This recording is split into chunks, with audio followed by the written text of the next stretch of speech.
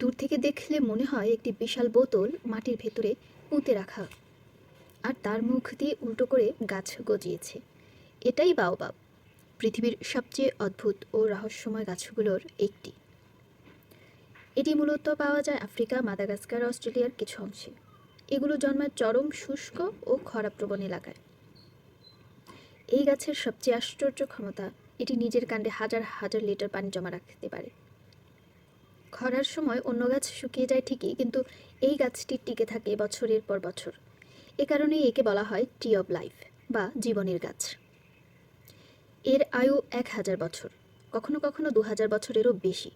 আগে অনেক বাওবাব গাছ ছিল, মানুষের আশ্রয়, খাদ্য ভাণ্ডার, এমনকি প্রাচীন সভ্যতার সাক্ষী এরা।